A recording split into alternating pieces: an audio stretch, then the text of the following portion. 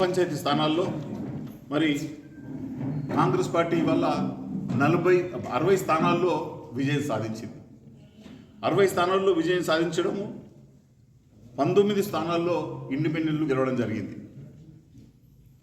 60 Congress party, 19 ఇండిపెండెంట్లు, మిగతా 49లో బీఆర్ఎస్ఎన్ను బీజేపీను వాళ్ళు లెక్క తెలుసుకోవాలా. వాస్తవ పరిస్థితి ఈ రకంగా ఉంటే అబద్ధపు మాటలకు అలవాటు పడినటువంటి సండే ఎమ్మెల్యే, గతంలో ఇవాళ మంత్రి ఎమ్మెల్యే అయినటువంటి మహేశ్వర్ రెడ్డి గారు 80 స్థానాలు గెలిచినామని అసత్యపు ప్రకటనలు చేయడము, అబద్ధపు ప్రకటనలు చేసి ఆయనకున్నటువంటి బీజేఎల్పీ హోదాతోని రాష్ట్ర స్థాయి మీడియాను ఆకర్షించి తప్పుడు ప్రచారాలు చేసుకోవడము, నిర్మల్ జిల్లాలో భారతీయ జనతా పార్టీ ఆధిపత్యంలో ఉందని తప్పుడు ప్రచారం చేసుకోవడము చాలా శోచనీయమైనటువంటి విషయము.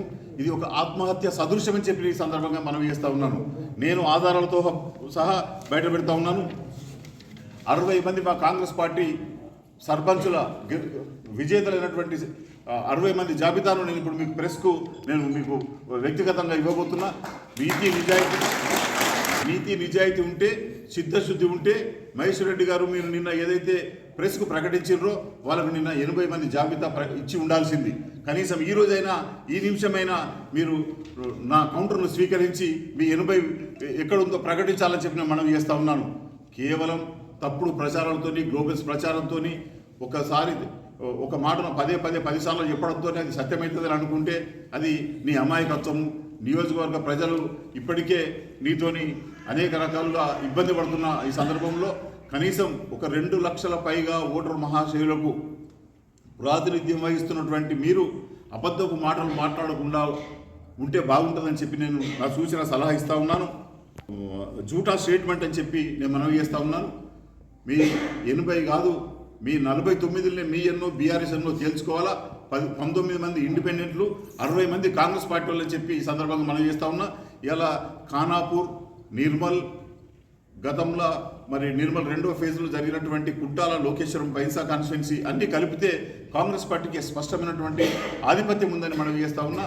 మరి తప్పుడు ప్రచారాలతోని రేపు 3వ దఫాలో జరగబోయే ఎన్నికల ప్రభావం కోసమో, అభిదేని కోసమో, లేకుంటే తప్పుడు మాటలు చెప్పి అవిటినే నిజాలను నమ్మించుకుంటే ఆ భ్రమలో గడిచిపోతుందనా మరి ఆయన ఎందుకు ప్రకటించుకుంటున్నాడు. కానీ నేనైతే మనవి చేస్తూ ఉన్నా, ఛాలెంజ్ చేస్తూ ఉన్నా ఆయనకు.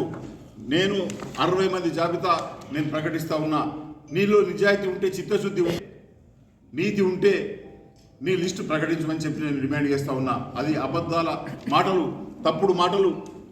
వాళ్ళకు ఉన్నటువంటి కేవలం బీఆర్ఎస్ అండ్ బీజేపీ కలిపి 49 మాత్రమే.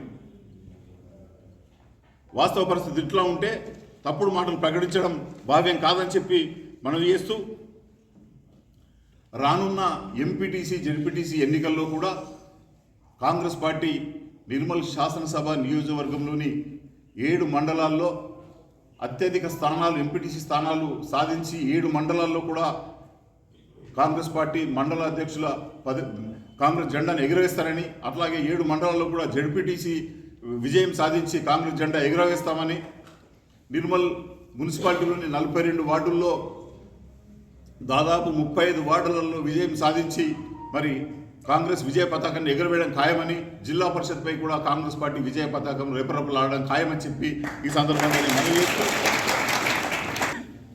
ఏదైతే కాంగ్రెస్ పార్టీలోని ముఖ్య నాయకులు అందరూ కలిసి ఈ ఎన్నికల్లో విజయం సాధించడానికి కృషి చేసినారు.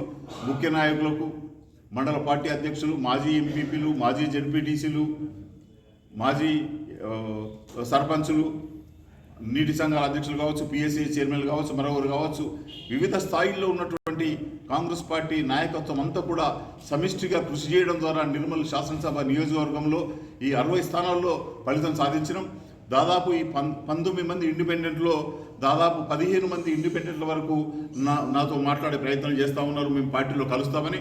కానీ అక్కడ ఉన్నటువంటి పరిస్థితుల్ని మరి అంచనా వేసుకొని పాత వాళ్ళకు అందరికీ కోఆర్డినేట్ చేసి తీసుకోవాలన్న ఆలోచనతో జరుగుతుంది. ఇవాళ కాంగ్రెస్ పార్టీ అధికారంలో ఉంది. అధికారంలో ఉన్న కాంగ్రెస్ పార్టీతోనే ఏదైనా అభివృద్ధి సాధ్యమన్న విషయాన్ని నమ్ముతూ మరి స్వతంత్రులుగా గెలిచినటువంటి వాళ్ళు కాంగ్రెస్ పార్టీలో కలవడం కోసం చొరవ చూపుతున్నారు, ఇంట్రెస్ట్ చూపుతూ ఉన్నారు.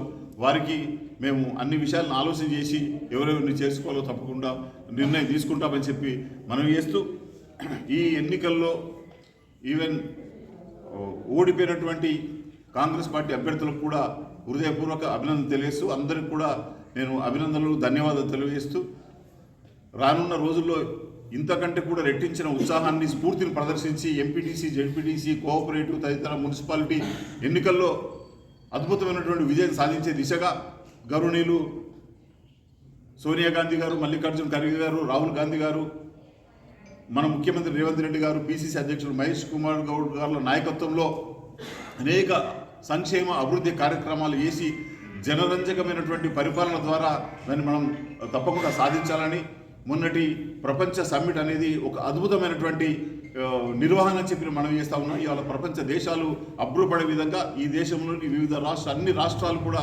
అబ్బురపడే విధంగా గౌరవనీయులు రేవంత్ రెడ్డి గారి నాయకత్వంలో ఆ కార్యక్రమం జరగడము, విశేషమైనటువంటి మరి పెట్టుబడులను ఆకర్షించడము, దాదాపు 1,50,00,000 ఉద్యోగాల సృష్టి కోసం, కల్పన కోసం ఏదైతే వారు ఆ ప్రయత్నం జరుగుతూ ఉందో అవన్నీ కూడా సఫలీకృతం అవుతాయి. వాటన్నింటినీ స్ఫూర్తిగా తీసుకొని మనం రానున్న రోజుల్లో నిర్మల్ శాసనసభ నియోజకవర్గంలో కాంగ్రెస్ పార్టీని అత్యంత బలోపేతం చేయాలని చెప్పి నేను అందరితో మనం చేస్తా ఉన్నాను.